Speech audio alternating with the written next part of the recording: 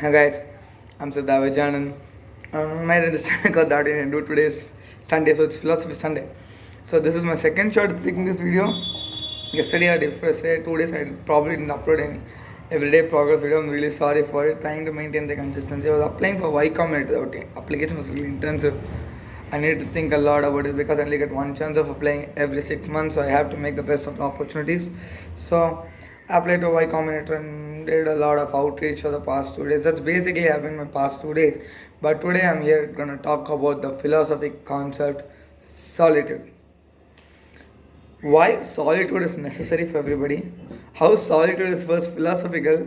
Nowadays, every day, yeah, we're like Siddharth. How is everything philosophical? Then is this lock and key a philosophical concept? Yeah, it is. Or is this comb a philosophical concept? Yes, it is. Everything has a philosophical background behind of it. I believe it personally. For example, the comb and all these things. But let's get into the main topic: solitude. Most of you guys don't enjoy solitude. It's the nature of this generation can't help. Most of you genuinely don't enjoy any solitude. You don't spend any time on solitude. You think you're spending time on solitude, you're watching phone alone, that's not called solitude. First, what is solitude? Solitude is you spending time with yourself alone properly without any people around you. No interaction with people, either online or offline, not seeing anything. Just you are generally a person who prefers to be with himself rather than anybody. And I believe that nobody should be completely solitude, have complete solitude in their life. I don't interact anybody because humans are social beings. But I also don't believe that you should always hang around with somebody. Let me break this down to you. If you're always hanging out with somebody, you are a mirror reflection of them. Believe it or not, test it with yourself. Take the top three people you always hang out with or talk with and compare their behaviors and attitude and yours. They are a mix of the three people they talk to the most, and you are a mix of the three people who you talk to the most. You have their essence, you have their behavior, you have their interests and everything. And that is a genuine problem in our society because when you're constantly talking with a lot of people, when you're constantly hanging out, oh my god, that's acne. Yeah, constantly hanging around with a lot of people, you actually lose track of who you actually are. You should first know who you are, then you should be hanging out with other people. I'll tell you this. There's this Discord server called Beast Face by this Instagram page. Amazing Discord server.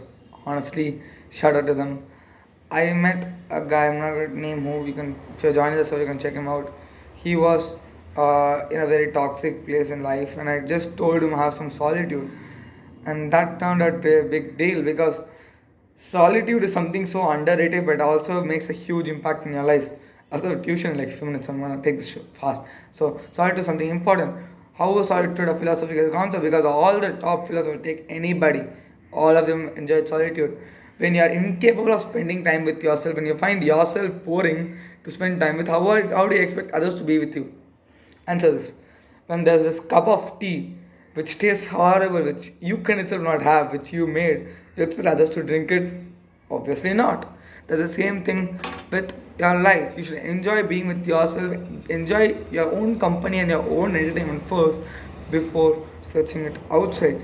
Or the problem with nowadays is people, whenever they have a problem, people already have enough things, enough data to solve them themselves, but they look at outwards and make a big ruckus of it. When you just look inwards into yourself with the problem is already solved because you already have enough data. And Alex, I forgot his last name, was excellent guy, wrote this amazing quote, which is that all the deepest and greatest minds enjoyed and joined the religion of solitude.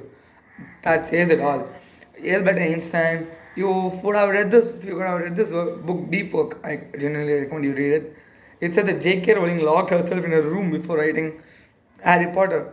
Bill Gates locked himself in a room while writing code. Like all these things, because when you're in genuine solitude, you actually start thinking. For solitude, not when you're watching your phone alone, it's not called solitude, it's called distraction. But what is actual solitude is when when you're sitting in front of a screen typing, for example, typing code, where you have no distractions, only this interface that you write code, the output of the code, and yourself. That's when you hear your thoughts. You start hearing your inner voice properly. Most of you have never heard of your inner voice. Don't say, it said, Siddharth, you should take the right turn, you should take that. general conscience. That's conscience. Not it's not your inner voice. Inner voice comes from here, not here. Your inner voice is here. Genuinely, it's here. You hear it. You hear it here, but it comes from here. You know when it's inner voice. When you genuinely sit and think, that's when you turn a philosopher. Philosopher is not a person who writes books, who says religions to follow, who says do this, do that. They are not philosophers. Philosophy is the school of thought. You thinking with your own thought is your own philosophy. Think about it.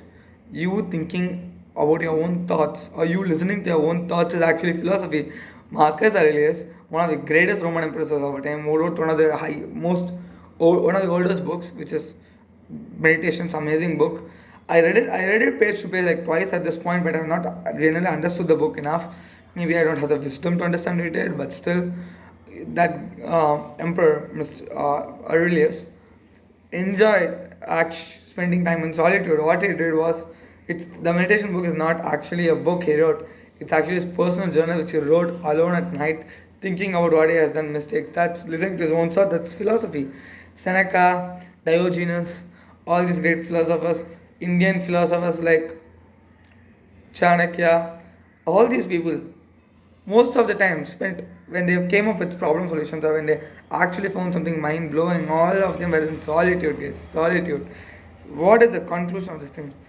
Spend time with yourself. Think about your thoughts. Think first. Learn to think. Think about your thoughts. Listen to your own thoughts. Don't have any distractions. Every day do this experiment. 30 minutes a day. 30 minutes a day. Sit in a room. Turn off all lights. Sorry, don't. If you sleep, if you turn off lights, don't turn off lights. I don't.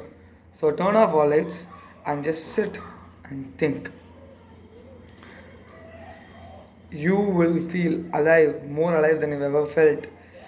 You will actually listen to your mind's own voices. Let it be negative. Don't suppress anything. Let it be negative. The thought be about killing someone. Let the thought be about, you know what? Let the thought be about suicidal thoughts. Anything. Let it be about anything. Just listen to it. Don't suppress it. Don't act. Just listen to it. For example, if you're getting very, very violent thoughts in your mind, every day you listen to it. And one day you stop getting it. Because your mind knows, okay, now that I'm in peace, I don't need these violent thoughts. Most of you guys get violent thoughts because you don't have any enjoyment or peace in your life. You don't have peace outside, guys. You have peace inside. Look inwards. Always before looking out of the box for something, first look inside the box.